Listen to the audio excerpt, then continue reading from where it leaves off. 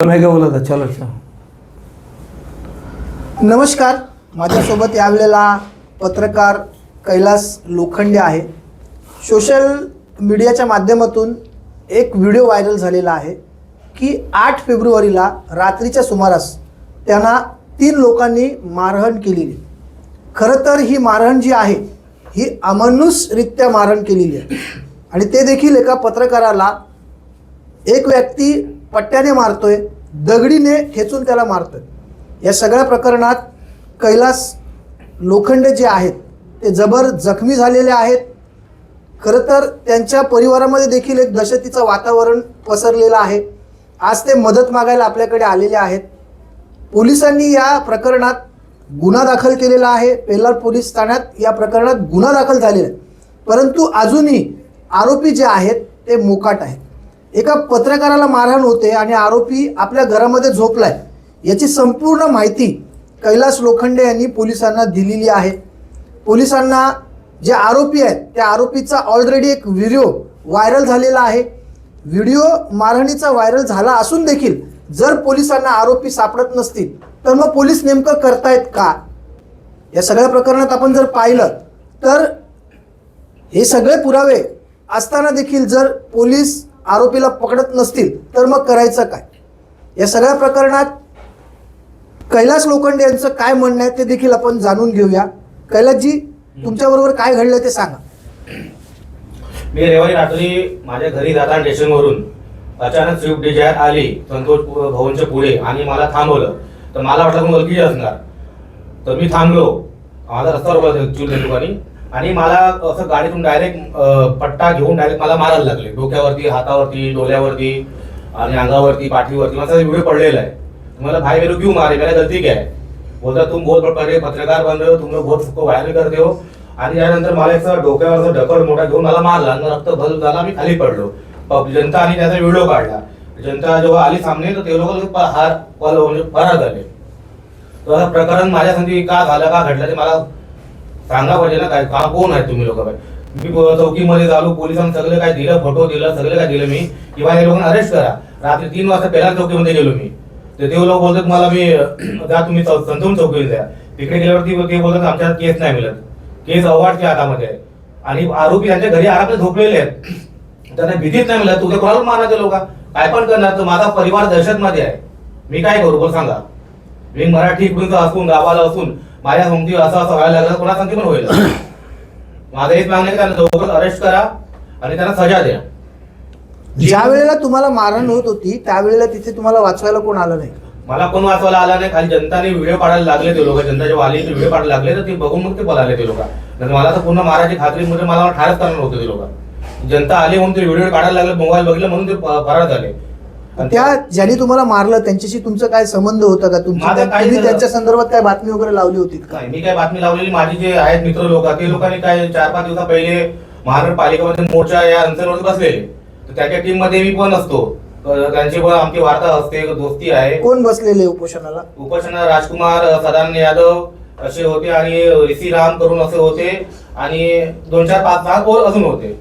तर ते अंशनमध्ये मी तर गेलो नव्हता नाही, पण ते अंशनचा हे करून ते लोकांना टार्गेट केला। आपण त्यांच्या बरोबर असतो आणि रात्री जाताना मला ते लोक मला भेटले, मी त्यांना दिसलो तर माझ्यावर ते लोकांना असा अटॅक केला की याला मारून टाका, खतम करून टाका, की बाकी पत्रकार घाबरून गेले पाहिजे, कोणाचा व्हायरल केला पाहिजे, कोणाचा चांगली दाखवलेलं पाहिजे, काय दाखवलेलं पाहिजे, असं माझ्यावरती अत्याचार केला लोकांनी। या प्रकरणात आपण जर पाहिलं तर खरं आहे की आता सगळे पत्रकार बांधवच आहेत जे समोर बसलेले आहेत।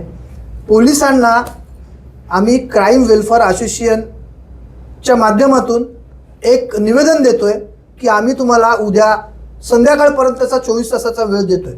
24 तासाच्या आत जर हे आरोपी पकडले गेले नाहीत तर आम्ही चक्क पेल्लार पोलीस ठाण्यामध्ये आंदोलन करू, कारण पत्रकाराचा आवाज दाबण्याचा हा एक प्रयत्न आहे।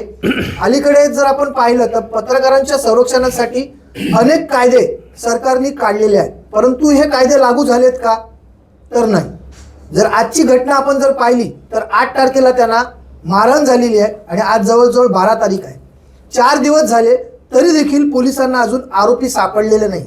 असं म्हटलं जातं की मुंबई आणि महाराष्ट्र पोलीस यांचं संपूर्ण देशामध्ये नाव आहे, परंतु जर अशा पोलिसांना आरोपी सापडत नसतील, याचा अर्थ काय काढावा? आता हे आरोपी कोणत्या पक्षाचे आहेत, यांचा आका कोण आहे, हे देखील शोधून काढणं काळाची गरज आहे. खरं तर या सगळ्या प्रकरणामध्ये शिवसेना उद्धव बाळासाहेब ठाकरे आणि मनसे या दोन्ही पक्षांनी हात घालायला पाहिजे. कारण ज्याला मारहाण झालेली आहे ते कैलास लोखंडे हे मराठी भूमिपुत्र आहेत. आता मराठी भूमिपुत्रांना एक परप्रांतीय भूमाफिया मारतो, मग इतर पक्ष गप्प काय आहेत, असा देखील प्रश्नचिन्ह निर्माण होतो. आता आपण उद्यापर्यंतचा पेल्लार पोलिसांना अल्टिमेटम दिलेला आहे की उद्या संध्याकाळपर्यंत जर हे आरोपी पकडले गेले नाहीत तर परवा सकाळी 11 वाजता आम्ही सगळे पत्रकार पेल्लार पोलीस ठाण्यामध्ये आंदोलन करू. जो हमला किया था उनका नाम पता है क्या आपको? हाँ, नाम पता है मेरे को, तो सूचना द्वारा मुझे मिली है इनकी खबर. उनका नाम है अजित यादव, जो कार का ऑनर है. वो जो मुझ पे हमला कर रहा था वो सीएम यादव है, जो मुझे बेड से मार रहा था. और बाकी अब एक इसमें मनोज क्या है, यादव. इसमें एक रोल ऐसा आता है कि पत्रकार अपना काम कर रहे हैं, अपना कर्तव्य निष्ठापूर्वक वो काम कर रहे हैं. काम करने के बाद वो घर जाते हैं या किसी मित्र या दोस्त को मिलने जाते हैं और कुछ लोग सब पूरा इंफॉर्मेशन निकालते हैं कि ये फलाना पत्रकार कितने बजे घर से निकलता है, कितने बजे ये वसई विरार महानगर पालिका के कार्यालय में जाता है, कितने बजे ये अकेला रहता है. इनके साथ भी वही हुआ है. ये जो 3 या 4 आरोपी है ये इनके ऊपर वॉच रख के थे और मौका मिला उनको 8 तारीख को, तो उन्होंने इनके ऊपर हमला किया. अब वो हमला जो सीसीटीवी है या वीडियो के माध्यम से हमारे सामने आया हुआ है. आज वीडियो में दिख रहा है ना कि एक पत्रकार को किस तरीके से पीट रहे हैं. तो हम तो आम आदमी के लिए आवाज उठाते हैं ना.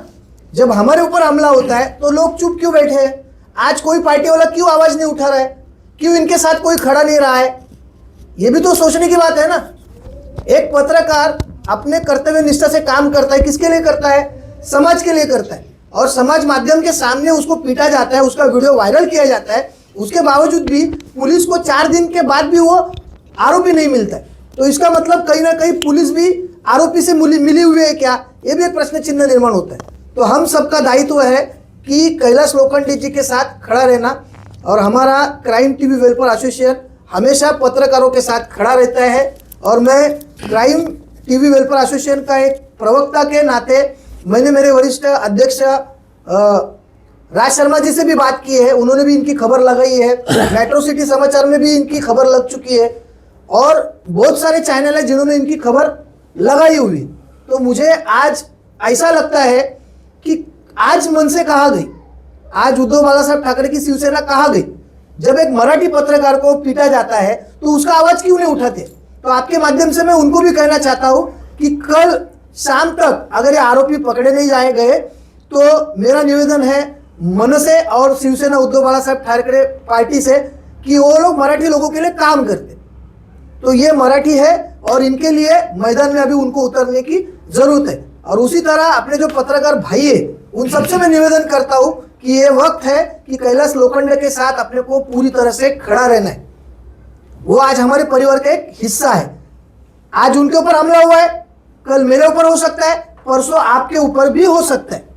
तो ये बात सोच के रखना, क्योंकि कुछ दिन पहले जाबरपाड़ा में जो किस्सा हुआ है वो उसकी तारीख से जुड़ी हुई तो नहीं है ना.